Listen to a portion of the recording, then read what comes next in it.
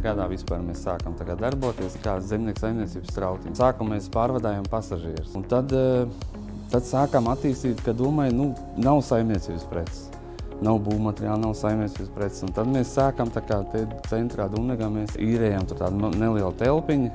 Tur sākam ievilkt iekšā visāds produkts, tur spaiņus, katlus, tur viss, kas ir saistīts ar saimniecības precēm.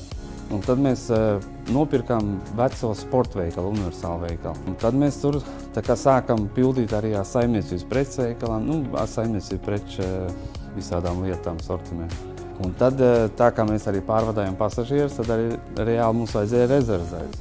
Un tad jau mašīnas nāk klāt, vecās neizmirst, un tad jau sāk ar vien plašāk.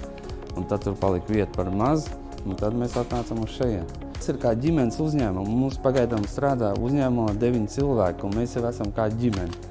Kā gan priekos, gan bēdos jau kopā, jo mēs tiešām esam ilgi kopā. Un, kad ir prieks apmierināt cilvēku vēlmes, ko viņam vajagot, un to arī mēs sagādājam.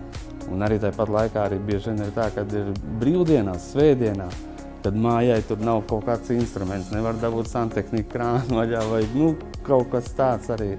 Mēs arī esam lojāli pret to, un tad mēs arī esam pretīm nākoši un cenšamies arī palīdzēt. Mēs arī piegādājam preces arī uz mājām, tā kā ja kaut kāda lielāka pasūtījuma vai kā cilvēkam nav transports vai kaut kas tāds.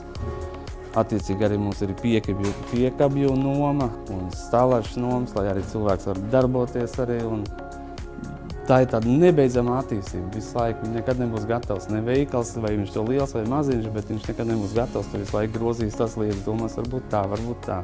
Ļoti jāieguldās darbs ir, bet tas nav neiespējams, tas ir izdarāms. Gandarījums arī ir, protams, pēc tam ir gandarījums par to, ko tu esi sasniedzis.